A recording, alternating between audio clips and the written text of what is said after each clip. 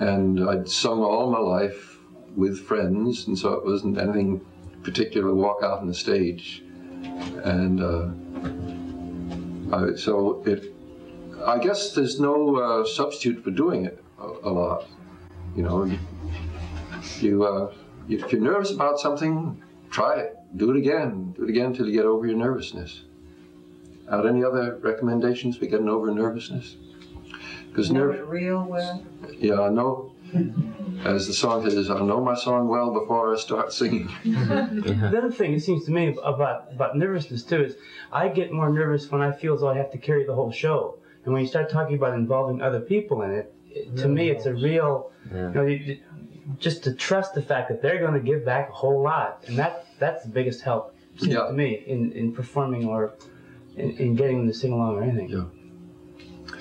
Of course, about singing on pitch, which I'll end off this little section, it does help sometimes to have a monitor, speaker. I don't like them because I can't hear the audience so well, and I want to be able to tell how well they're singing. But if I want to hear myself know that I'm singing on pitch, one of these little monitor speakers. This is why Paul Robeson used to sing with his hand like this, and Ewan McCall does also. Carries the voice right up the palm, right into your ear, and you can stay on pitch much better if you do that. If he sings a cappella, which we just heard him, and that's why he does that. I was curious. That's right. And when you're singing a long ballad, your voice is your only instrument, and he wants to know exactly what his voice is doing, and he can hear it better when he does this. He doesn't cover up his ear. The sound is going from his lips to the palm, and then up his fingers to his ear. I had a question about pitch. Yeah. Every now and then I have the experience with an audience that I can't get one of the parts on the right pitch. Are there any specific techniques to actually helping people get to where you want them to get? Well, here's where an instrument can help. You can sing one pitch and the instrument take the other. That helps a little bit. And sometimes you can bob around with your own voice, but it may end up by confusing people. Sometimes you sing first the high part, and then you sing the low part. People don't know who to... You lose somebody, and I was wondering if there's a way to... No, I don't know exactly what to do. Here's where, of course, people like to divide up the audience. You all sing the low part, you all sing the high part. This can get kind of mechanical sometimes. And I've given it up in recent years unless I have to do it. Because if you get too teachy about things, sometimes you can destroy the flow of the evening. You're so busy teaching. And yet occasionally it's worthwhile trying to teach some things. Do we have time on the tape to teach another song to you all here? I learned last fall, I went to sing out, said, do you know any Nicaraguan songs? And Sarah Plant, the new editor of Sing Out, the new music editors, the big smile, says, just so happens this issue we've got a fine Nicaraguan song. And it is beautiful. Cristo ya nació en la Caguina del Chepe Pavón y una María ella va a planchar muy humildemente la ropa de rosa, la mujer ociosa del terrateniente. And I usually get a laugh when I say, you know, I'm going to teach that all to you. But it is not as hard because I took out the words. I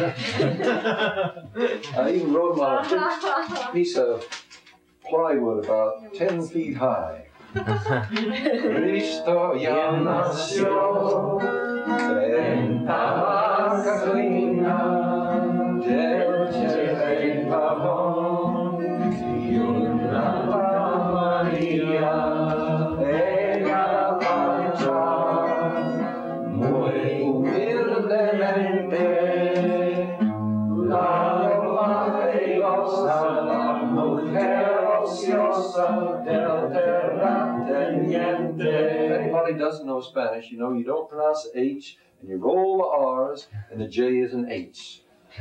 La ropa que goza la mujer ociosa del terrateniente. Try a little faster. They actually sing it very fast in Nicaragua. Cristo nació en la Caguina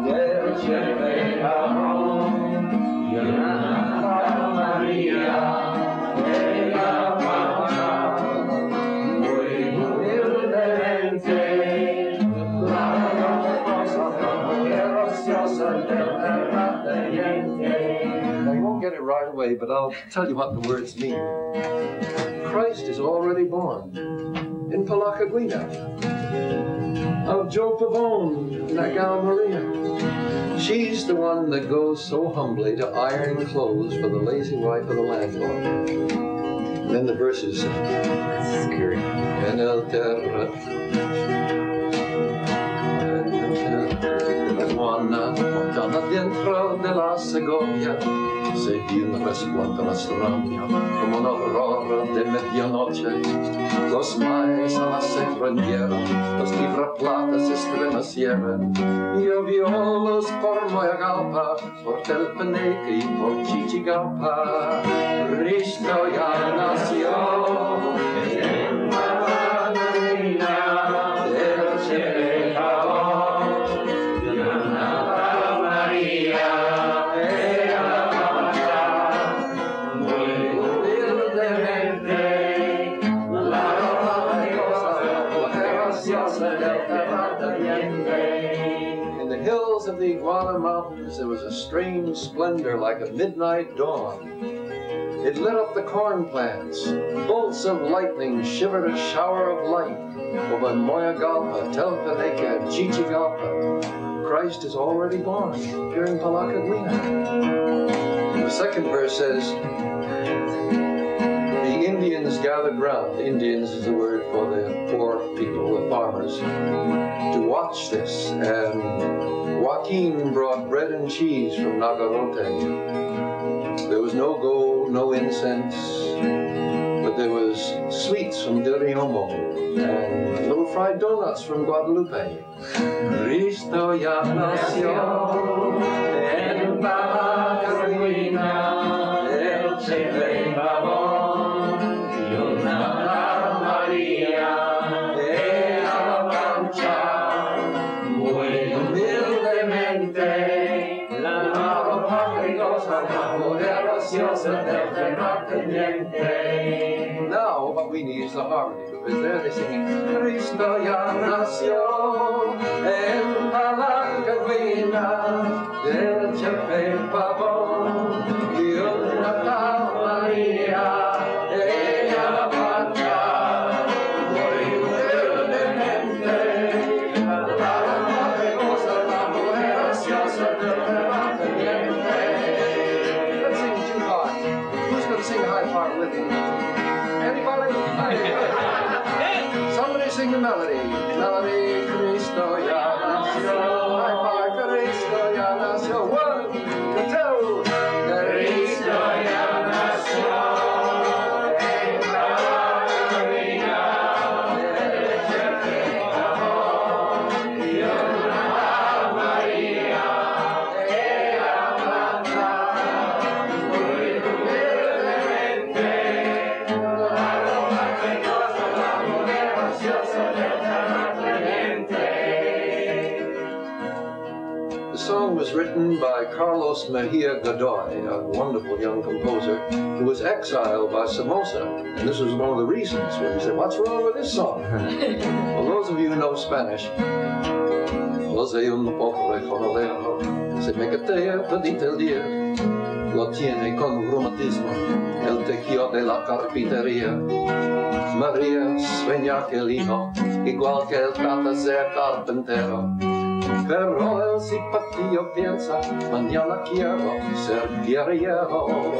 Cristo ya nació.